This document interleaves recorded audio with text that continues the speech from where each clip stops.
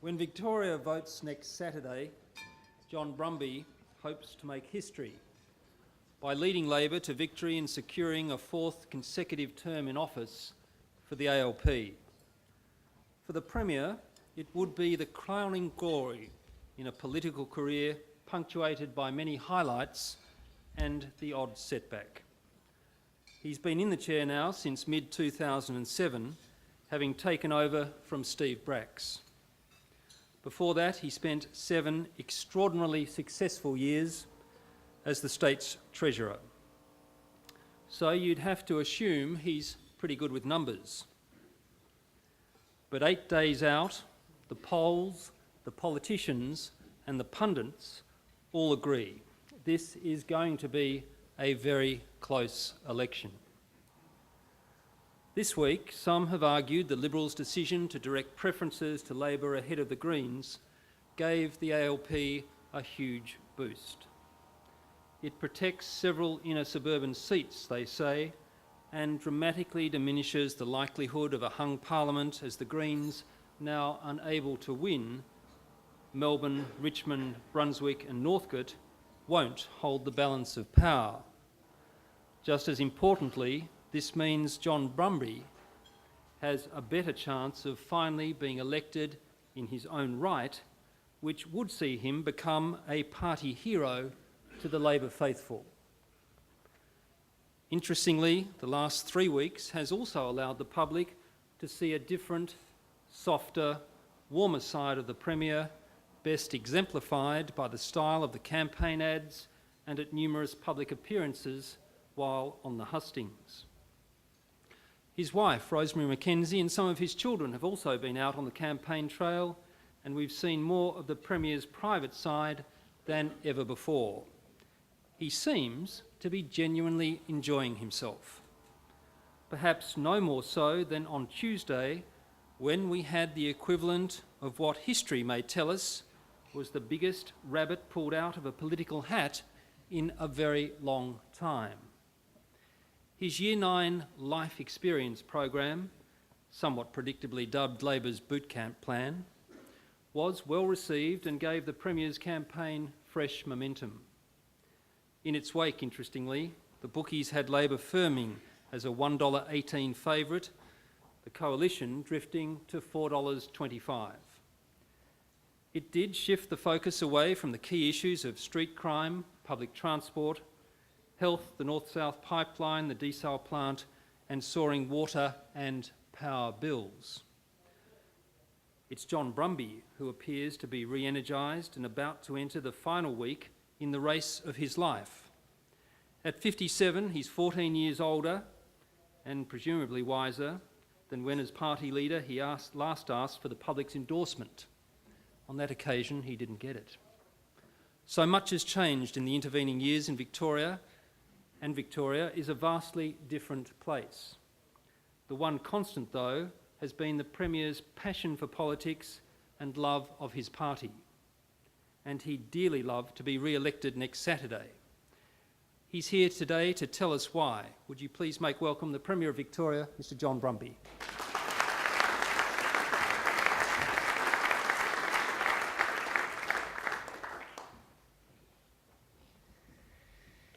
Well, thank you very much to Michael Venus for a very generous introduction, a lovely introduction. And can I say I'm delighted to be here today to address the Melbourne Press Club, and thank you too for all the supporters and sponsors who are here today.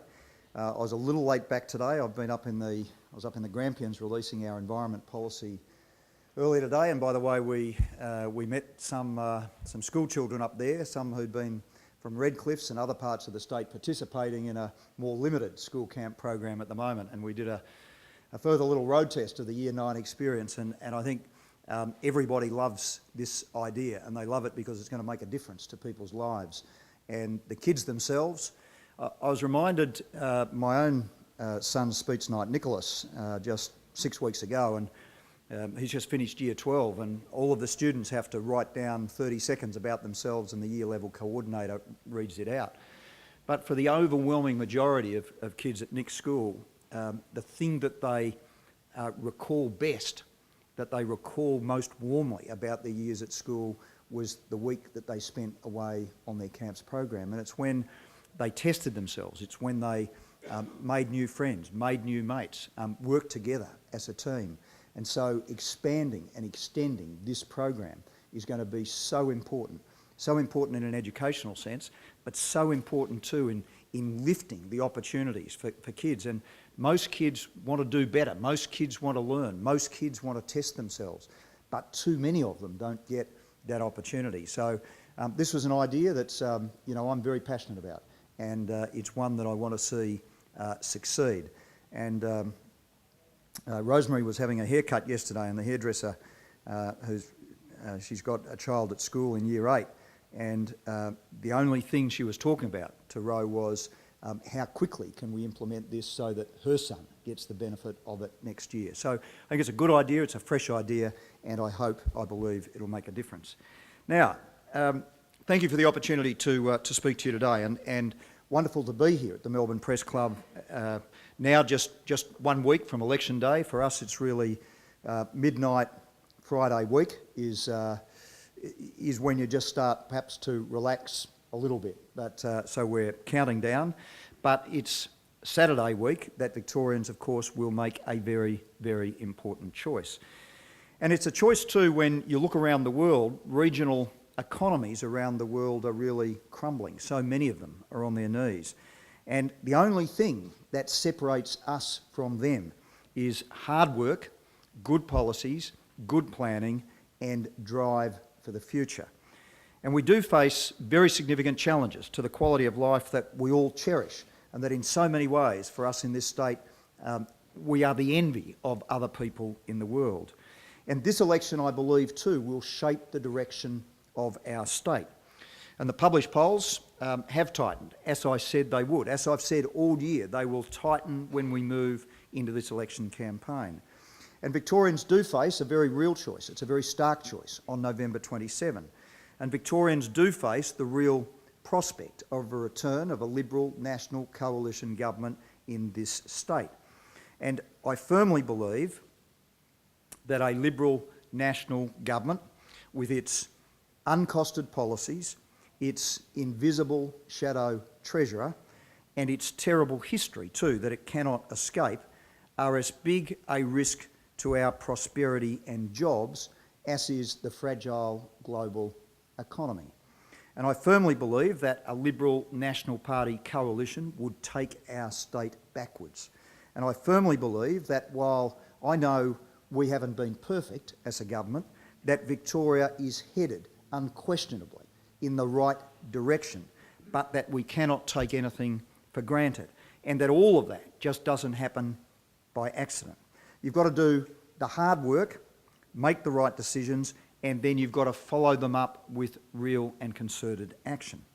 And so on Saturday, 27 November, Victorians will have a choice. They will make a choice between a plan for health or a plan for a plan. They will make a choice on climate change between us or an opposition whose climate change announcement today would have barely raised the carbon credits needed to cover busing the media all the way out there. And I think it's one thing to hide your health policy from the Department of Treasury and Finance, but it's another thing altogether to do as the opposition has done and say you will hide it from the Victorian public. And it's even worse, I think, that a politician who wants to be a health minister cannot tell the Victorian people how many emergency department patients his policy would treat. And for those of you who listened to that interview yesterday between Daniel Andrews and David Davis, Daniel Andrews asked his counterpart six times to explain how many patients would be treated under the Liberal Party policy, and 6 times Mr Davis was unable to answer. And I think it's also a choice between policies that have been reviewed by Treasury that will maintain our AAA rating, or a Tony Abbott-style cover-up of a budget black hole that will bust the budget in Victoria. And I think it speaks volumes, actually, that even the Sex Party says it has now submitted its election policies for costing by the Victorian Treasury, but the opposition still refuses to do so. It's also a choice between strong leadership for the times ahead or an opposition that I think has really set a new benchmark, a new low in Australian politics for accountability and scrutiny. It's a choice between a government too, determined to do the hard work of culture change, to build respect, as I've said, among our Year 9s, or shallow news grabs about zero tolerance that won't actually achieve a thing. And next week, I guess, I suspect, you'll see the opposition parties watch them race to the bottom in terms of law and order. But I won't be joining them because we've already committed to 2,066 new police. It's also a choice in terms of transport. We've got a $38 billion transport plan. It's been developed with the community, with the experts, with prudent planning and a clear understanding of what projects cost. Or again, you can have tens of millions of dollars in new planning studies and just 7 new trains in 4 years. It's a choice too between a Labor government which is genuinely committed to the whole state or a Liberal national arrangement that is, as I've heard somebody describe recently, it's more of a collision than a coalition. And it's also about prudent economic planning for Victoria. It's a choice between that or a return to a magical land with a magic pudding where money just mysteriously grows on trees. And I can tell you this today, that a Labor government will keep the jobs coming. And so this is also a choice between a government that will keep the jobs coming or the Liberal and National parties who opposed virtually every single move that we took to keep the jobs coming during the global financial crisis. And can I say, in terms of leadership for the future and in terms of our economy, that I am determined to keep the jobs coming to Victoria.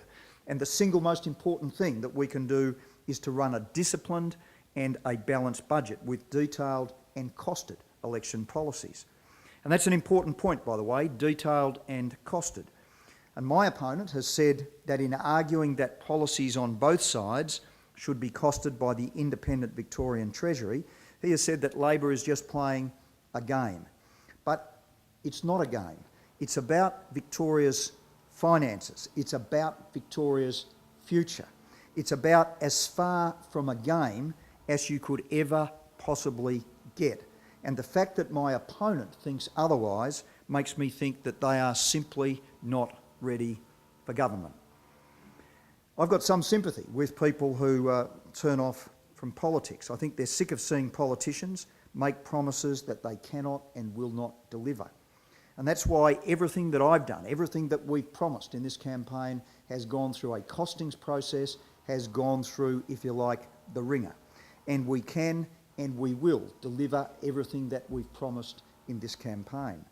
And we've got the stamp of the Independent Department of Treasury to back up that guarantee.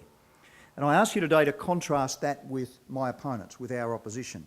Today, they've already demonstrated that they will not deliver what they say.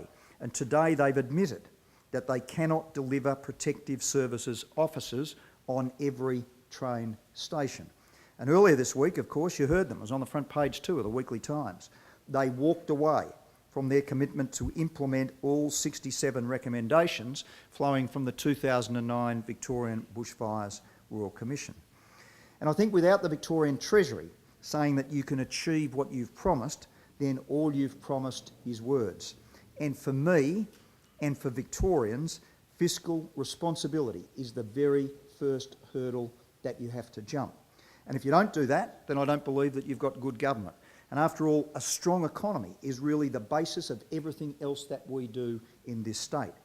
And on our side, for Labor, for our government, it means creating jobs for Victorians. It means that you can build the schools and the hospitals that the community wants. It means you can do the hard work of bringing about a fairer and better Victoria. And the reality is it's the economy that underpins all of that. And that's why our government has spent a decade reforming our tax system, cutting red tape, and why we've worked so hard to maintain our AAA credit rating, and we've delivered budget surpluses in every single year that we've been in government. And if you read the Financial Review today, the analysis of governments all around Australia in terms of their policies on regulation, investment attraction and business friendliness, the best performing government in Australia is ours in Victoria.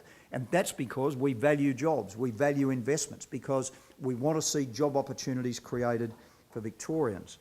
And it's why, too, I'm determined to keep reforming taxation to take the burden off Victorian families and businesses.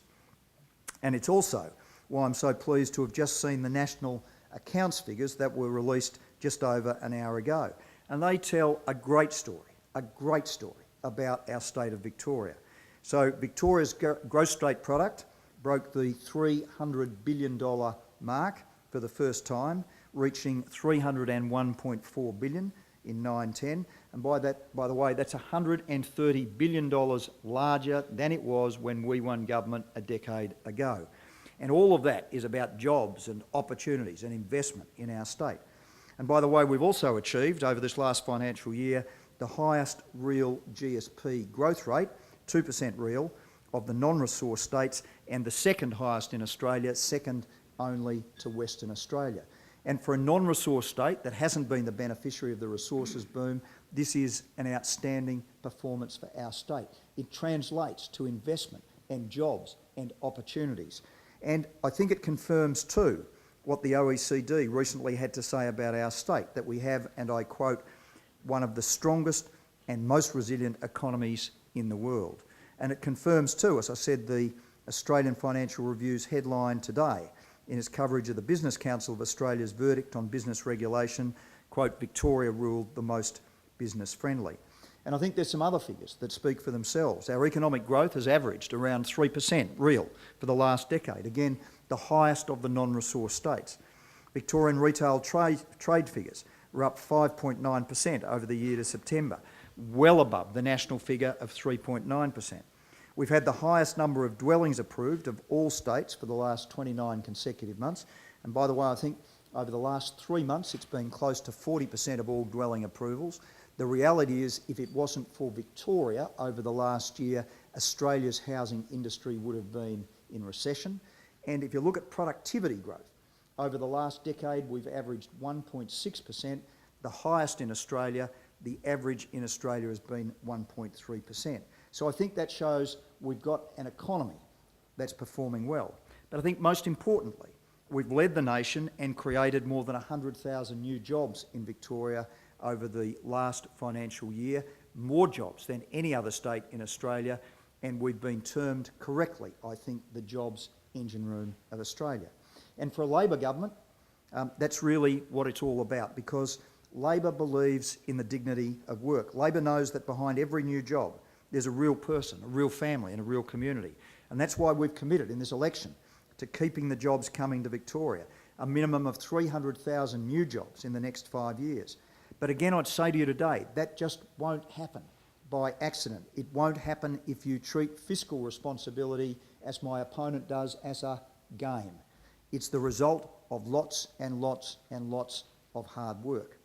And Labor understands, my government understands, that we need to keep up the pace of reform. And that's why on the very first weekend of this election campaign, I announced with the Treasurer, John Lenders, that a future Labor government will cut payroll tax once again to 4.85%. By the way, that is the lowest rate in 36 years in our state's history, the lowest rate in 36 years.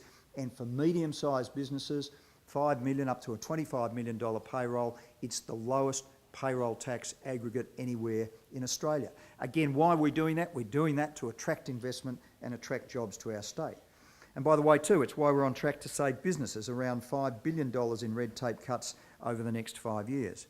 But I believe that we need to do more than just that. We need to stay ahead of the game. We need to attract and create new jobs in emerging industries.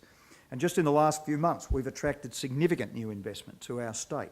The $230 million expansion of CSL, huge expansion that could have happened anywhere in the world, but we attracted here to our state. And the establishment of IBM's new global R&D centre, which is really just a standout for us in the Parkville precinct. And I'm also particularly proud that Victoria will host the operations centre of Australia's new national broadband network. We worked long and hard to attract that to our state. There are people in this room today who worked with us to attract that headquarters to our state. And what it means is that we are at the centre of one of the biggest job generating and job creating investments that we've seen in Australia for decades. And again, it's a network that we support. It's jobs that we support that our political opponents oppose. I just want to mention skills if I can, because to keep the skills coming to keep the jobs coming to our state, we also need to keep investing in the skills and the talents of our people. Because as I've said many times before, our single greatest strength in this state is our people. We need to invest in people. Our competitive edge is our people. And so the next generation will need to be smarter. They'll need to be more skillful. They'll need to be more innovative to compete globally for jobs.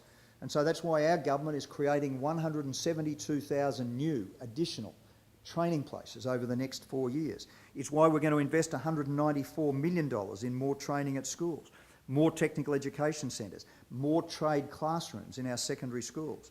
And it's why on the campaign launch on Tuesday, I announced that we would forge a jobs building guarantee with business and with unions, which will increase the number of apprentices finishing their training by 4,000 over the next 4 years. And this is about decisive leadership, it's about bold policies, it's about hard work, and all of that to keep the jobs coming to our state. But perhaps most importantly, this is about bringing out the full potential of our young people. It's about giving them more choices when it comes to building a career. And after all, choice is what every Victorian wants for their kids. And so education and skills are just fundamental. And I believe that we live in a great state, and young Victorians deserve, in a sense, to have the world at their feet.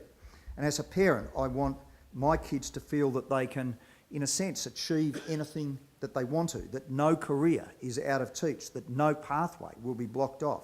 And as Premier, that's what I want for every single child in our state. And so that's why education has always been my number one priority. Was, Michael, when I was opposition leader, all the years as Treasurer, all the years as Premier. Education is the number one priority. And it's why in this campaign so far, we've made significant commitments concerning every stage of the development of a child's education in our state. And that's been from the biggest expansion of kindergartens in Victoria's history to the next phase of our rebuilding plans for schools in this state, and of course, as I said before, our plans to profoundly change the way we teach Year 9 in Victoria. And I'd say about the Year 9 reform, it's one of the biggest changes that we've seen in the Victorian education system for many, many years. And I believe, again, as I said before, it'll make a big difference to the lives of young people at what is the most critical and crucial time of their development. And through this program, we're going to engage our kids in a new and innovative way. And at the moment, it's at that period, that Year 9, particularly for boys, when they're most likely to disengage from their education. And this will be about providing in every government school in the state the sort of educational opportunities, the sort of educational experience that at the moment only the top private schools provide. So it's a full term that's going to be devoted to getting kids out of the classroom. They'll be taught the value of self-respect and respect for others. They'll learn about self-discipline and self-defence. They'll acquire the skills that they need for life. As I said in the policy speech, things like bushfire awareness, first aid, water safety. They'll learn how to save money, how to lead, how to speak in public, how to help in their communities. And in addition, for at least 2 weeks, they'll be taken away from home and challenged in the great outdoors. And I think this is a new way of approaching the middle years. It's not something that's been tried across the system before. And I think strong leadership really means taking new approaches. It means, in a sense, thinking outside the box, finding new ways to rise to the challenges that we face. And my political opponents have said that this is just, quote, a gimmick. And I think that's, I said yesterday in a press conference, it was disappointing that they said that, because I think it demonstrates how much out of touch they are with the aspirations of Victorian families. And I think we've got to make sure we give our students the very best opportunities for life. And I think it's crucial too to support parents to rise to the challenge of equipping young Victorians to meet the world that awaits them. And this is really leadership, in a sense, as we rise to the challenges. And the need for strong leadership applies to all of the challenges that we face.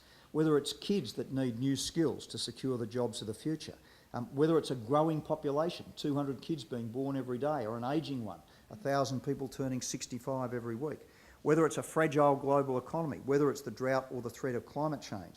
In a sense, all of these things are connected and they all need to be tackled in a coordinated and cohesive way. And for us it means building new hospitals, from Box Hill to Bendigo to the new Royal Children's, the Monash Children's and the Comprehensive Cancer Centre, and expanding existing hospitals all over the state. And it also means hiring new doctors and nurses, like the 2,800 new nurses, doctors and health professionals that I announced last week.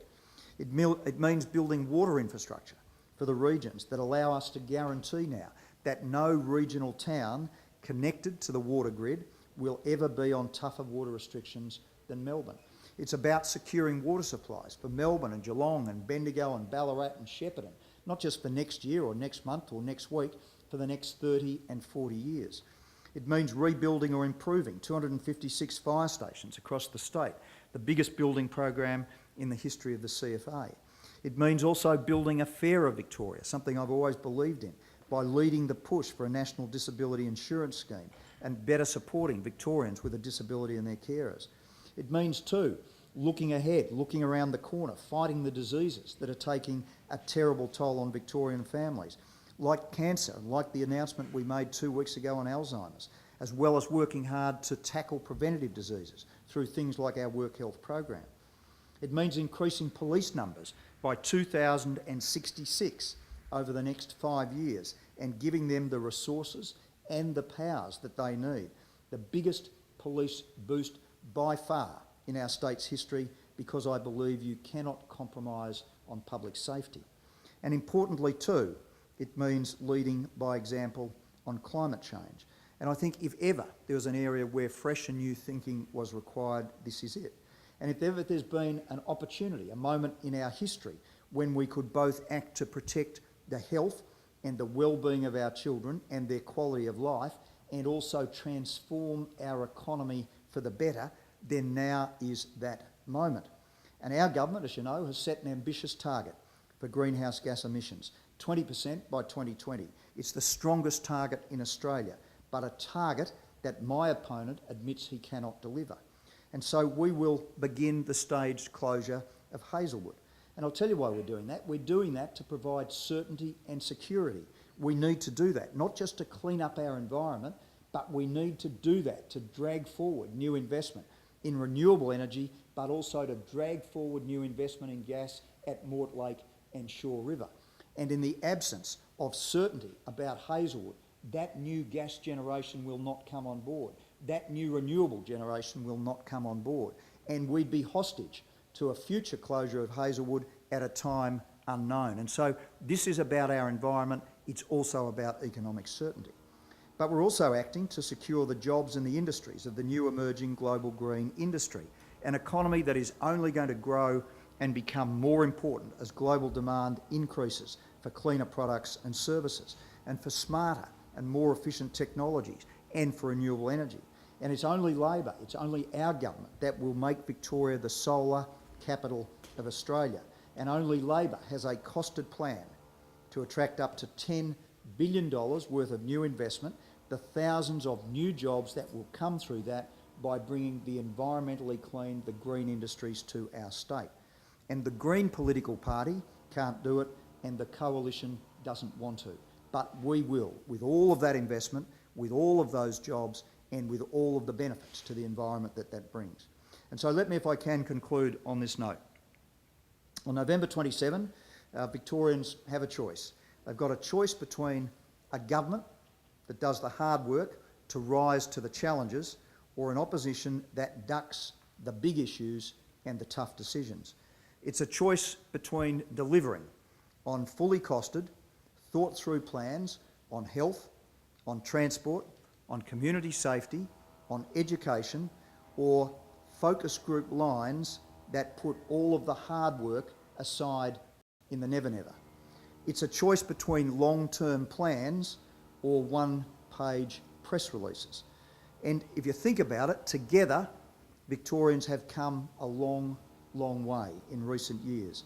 I believe that we've risen to the challenges, huge challenges that we've faced as a state, bushfires, a drought, the driest 10 years of our history, and of course the global financial crisis. And we've got through this by working in partnership and working together and by looking to the future. And I know we haven't been perfect, and I know that we can always do better, but our state is heading in the right direction under our government. And we've reinvested in the regions following what was the devastation in country Victoria in the 1990s. We've rolled out a new vision for rural and regional Victoria. We've forged a partnership with the federal government to build a world-class health system for the future. We've begun to turn the corner on alcohol and CBD violence. We've begun delivering the 2,066 new frontline police and announced new plans to do the hard work of changing attitudes of cultural change. We've invested to give our kids the very best start in life, and we'll take that to the next level. And so I know that we've got many challenges ahead. We've got a huge amount of hard work to do. And I've been Premier now for just over 3 years, and it's been a great privilege and a great honour. And I am hungry for the opportunity to keep working with Victorians to tackle the challenges of the future. And I've said to many people during this campaign, the best time for me in this campaign will be if I get the opportunity to wake up early on Sunday morning, November 28, to get to work, to start implementing our policies, because I've got the energy and the drive and the passion and the commitment to do it. And I want to keep our economy strong. I want to keep the jobs coming. I want to keep our quality of life the envy of other states in Australia, and to ensure that we are truly the best state to live, to work, to invest and to raise a family. Thank you very much.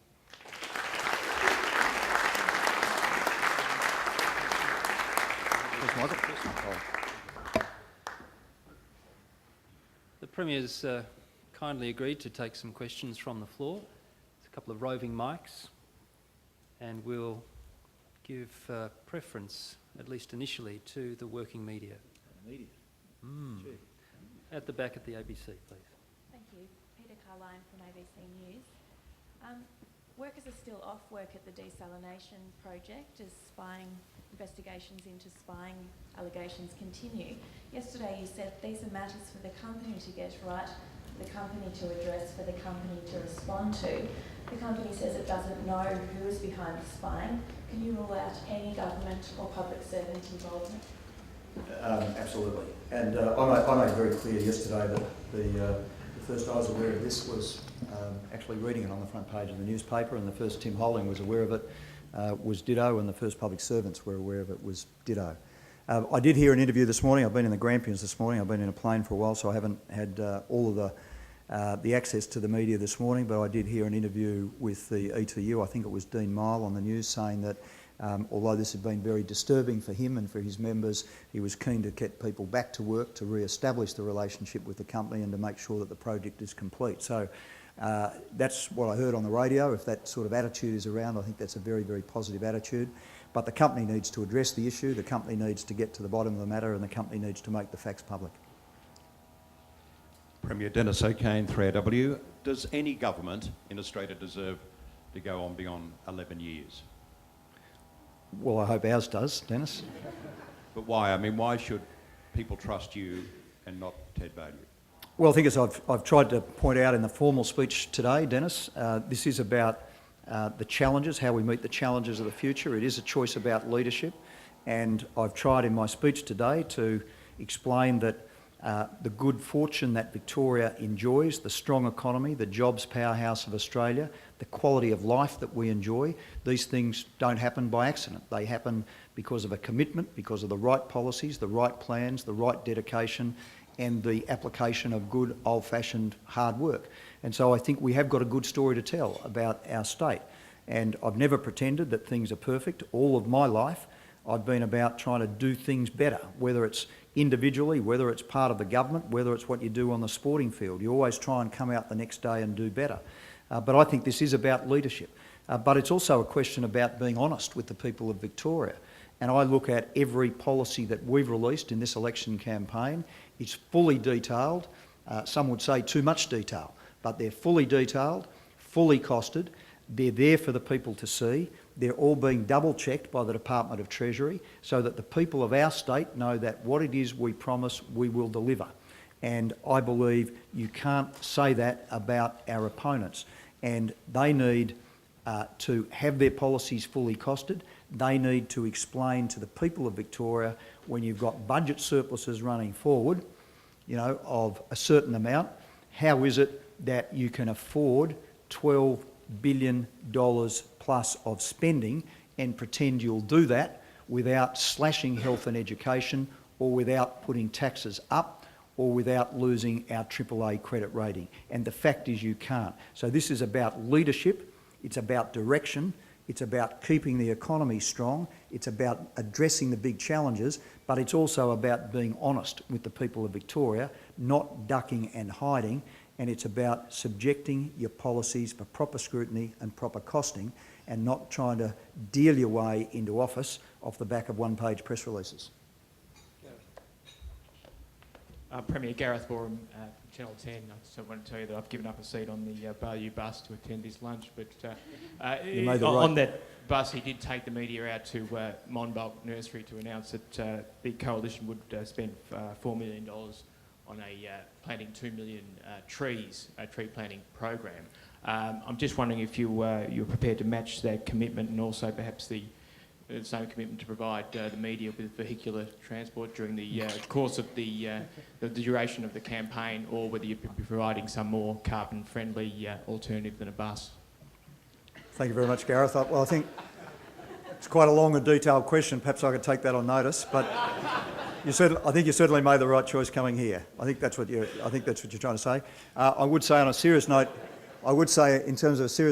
in terms of trees and the environment and revegetation, if you look at our climate change policy, 20% by 2020, and the measures in there, you'll see that there are a number of offset programs where people across the state, including businesses, can voluntarily contribute, and the total number of trees that would be put in the ground as a result of that would be immeasurably more than the number you mentioned today. It will run into the tens of millions.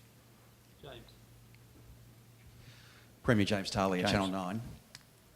Michael mentioned in his introduction that a serious attempt has been made to soften your image. At your campaign launch on Tuesday, we saw a video where you were in the shearing shed drinking tea from a CFA mug and saying how much you love trees, which I think you've just proven with your previous ads. I do actually. Yeah.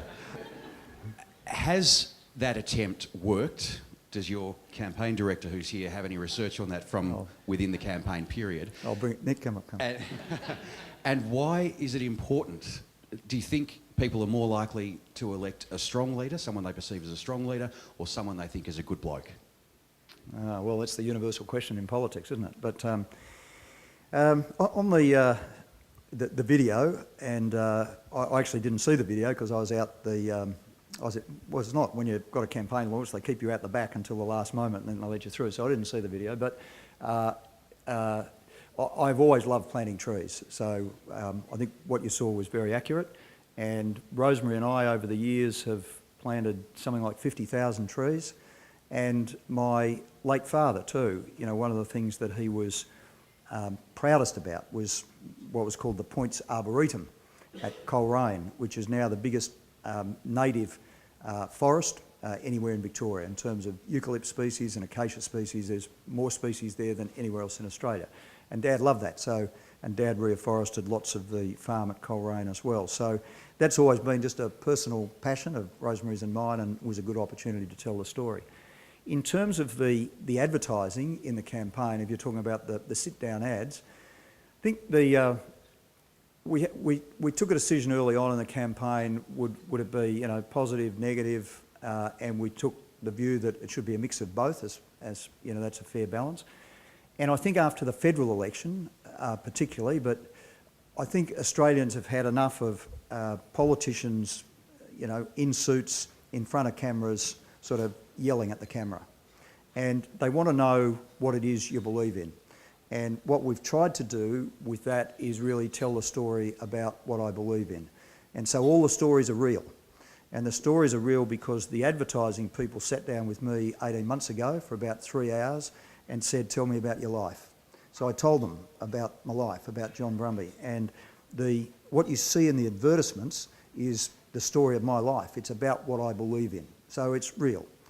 It's not about policy detail, there's a little bit in it, but it's real. But we made the judgment, the campaign people made the judgment about running those advertisements, because I think, again, I think the public's sick of this business of people in suits just yelling at TV cameras. So it's about values, it's about character, it's about what you see is what you get.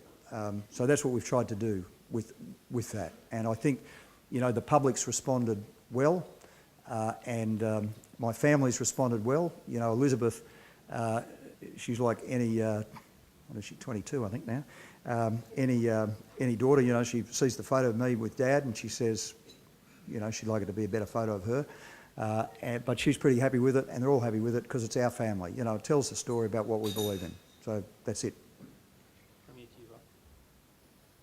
Yeah, Premier Michael Batchelard at the Sunday Age. I was actually going to ask a question about switching the switch to vaudeville as well on the advertising, and I wonder if it's because you feel that after 11 years people still don't know you very well. But I'll ask another question, and that is, if you are elected in a couple of weeks' time, bearing in mind that you've just told us a compelling story about economic growth in Victoria, much of which is based on population growth, what will you say to your friend Julia Gillard about her Small Australia policy and the effect that the federal immigration changes have had to student immigration, particularly in the education sector in Victoria? Well, thanks, Michael.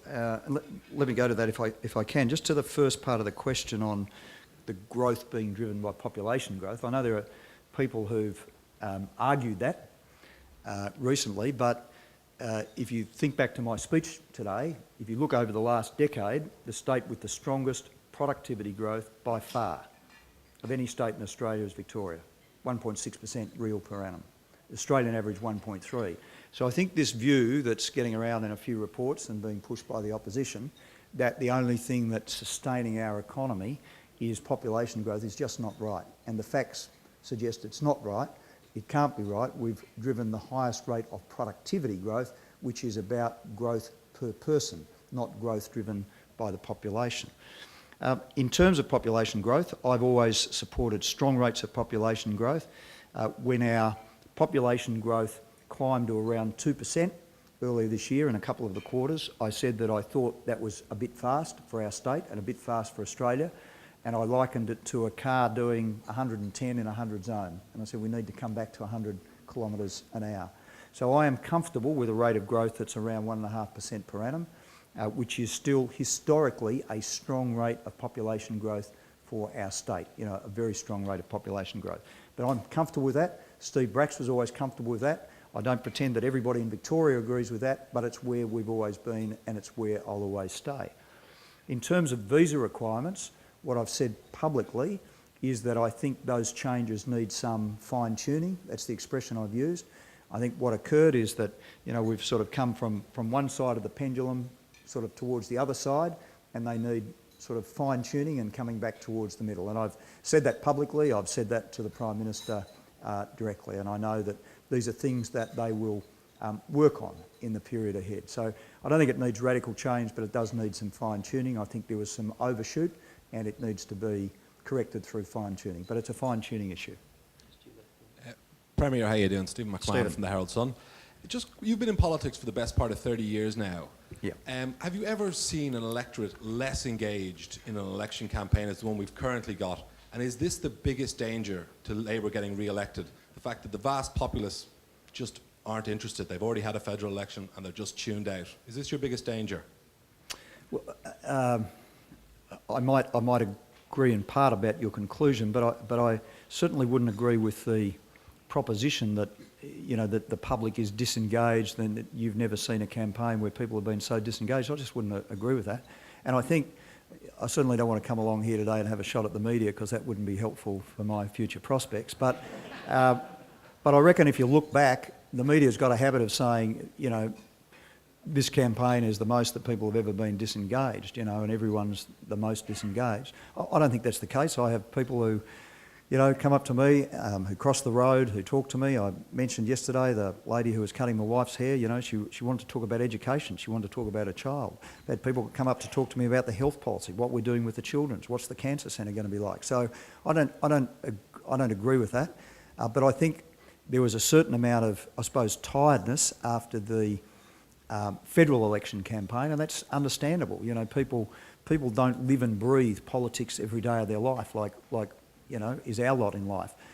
So they wanted a bit of a respite, and they haven't had a big respite. But I think people have been pretty engaged. But I guess what I've tried to do today, Stephen, is to say that this is a contest, that the polls are close, that the race is tightening, and that Victorians obviously need to exercise their choice very carefully indeed. And it is a choice about the future. It's not a choice about the past. It's a choice about the future. It's a choice about how we grow and how we govern our state for the next 4 years. And, if you think of the things I've mentioned, if you think in the health area, we get a fair bit of criticism in the media about health, but you think of how many cities around the world are going to have a children's hospital of the quality that we've got, a comprehensive cancer centre that'll be one of the 10 best anywhere in the world. And the fact is, we'll be up there with the Londons and the Bostons and the New Yorks. We'll be up there with the best in the world. And if you look at what we're doing in education, the big capital spend, the additional funding that we gave to the private schools, particularly the Catholic schools, plus the Year 9 program, I think, again, that's just going to elevate the opportunities that every young person in our state has in education. And I think, too, that's a strong vision for the future. And climate change, I mentioned climate change before. I know not everybody agrees with the direction we've taken on climate change, but I actually reckon we've got it right. I'm a person who likes to analyse and think and check and double check every policy that comes before us before we tick it off. So I actually reckon this can work, and I think it can work to give us a better environment, but also to create thousands and thousands of new jobs on the way through. And I see when I travel around the world, in China, even Japan, the huge investment, the surge of investment that's waiting in terms of cleaner energy and clean tech and electric cars and renewable energies. And we've got to be at the front of that wave to get the jobs and the benefit that come from it. So it is about the future. And then on top of all that, as I said, it's about managing the economy. It's about keeping the budget in surplus. And, every day of the week in politics, you get people who say, spend more money here, spend more money there, cut more taxes. And it's always a hard job, but that's the real world we live in. So keeping the budget in surplus, keeping it in balance, keeping our debt at responsible levels, these are things that can only be achieved through strong and disciplined government. And I just don't think you can say that about my opponents. It's policy by press release is what they've been doing without any proper scrutiny and costing. And I think the public just needs to look long and hard about what it is that's on offer. Premier Matt Dunkley here from the Financial Review. I thought I might cheekily chuck in 1.5 questions if I could, but the second one is in theory at least a yes/no. So okay, I'll keep it short. The first question I have is that today the federal government has raised concerns in their submission to Fair Work Australia about the impacts of the equity case being brought by community care workers. You obviously invested substantial political capital in agreeing to match that. I'd like to know what you think of the federal government's position. The yes/no question is whether the dollar amount of total government debt, not any of the ratios to GSP or anything else, but whether the dollar amount of government debt will rise to meet any of your promises you've made in the campaign. Well, let me go to the first question, if I can. In terms of the equity case, we looked at this long and hard, Matthew, and we had work obviously undertaken in my department and Treasury about what the implications of this were, and it's a significant commitment, and you'll see that it's been allocated for in the pre-election budget update.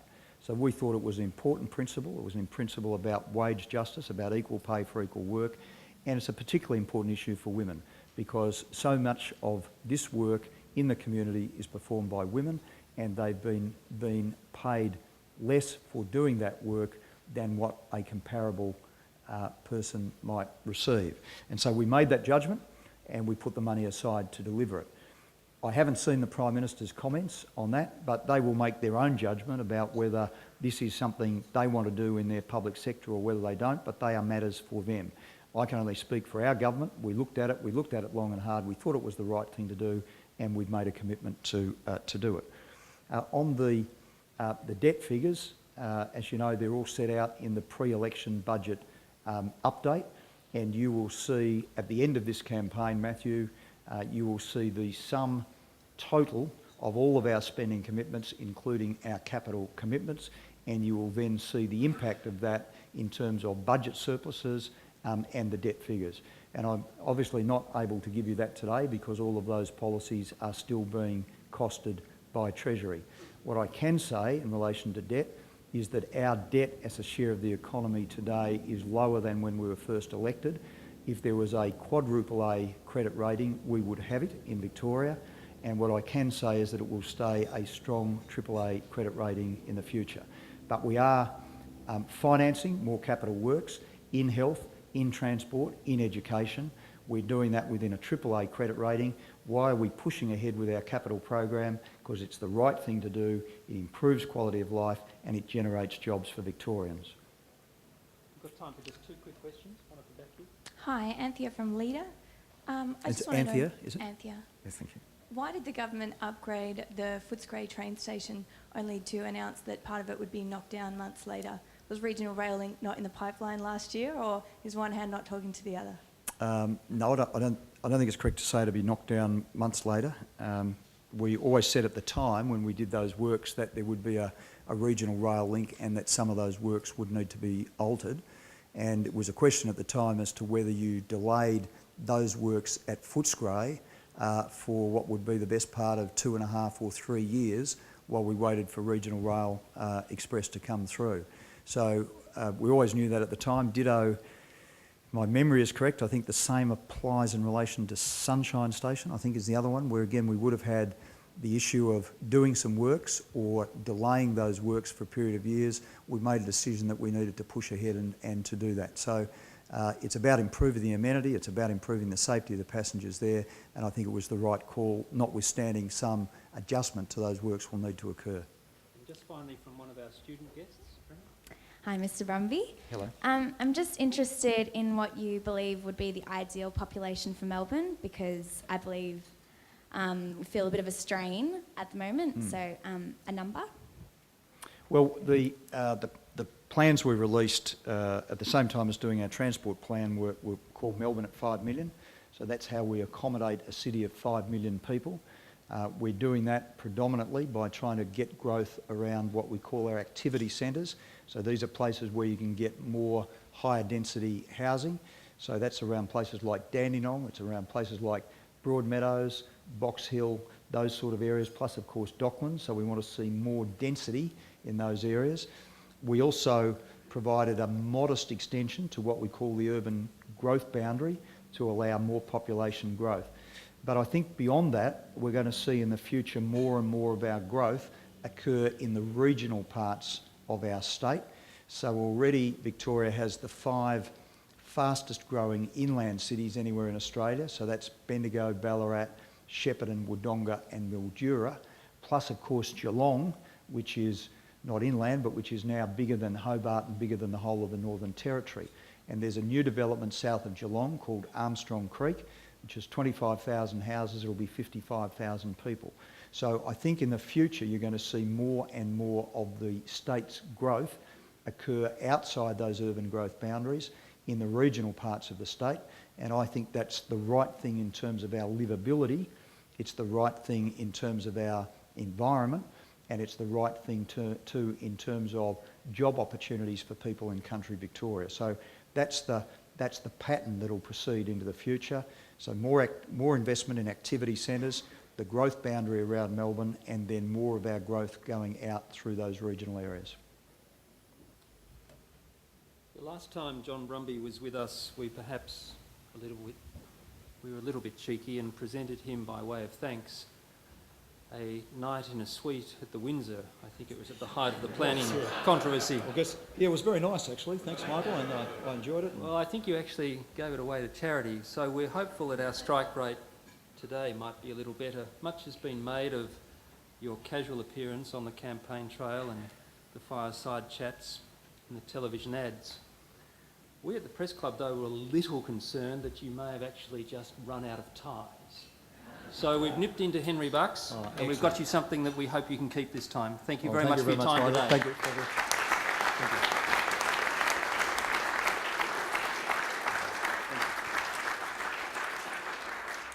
Thank you very much for that, Michael. I was a bit anxious about what was coming then, but thank you for that. The best ties in Melbourne are the Press Club ties, I can tell you that. I've got a couple at home, and thank you very much for this indeed.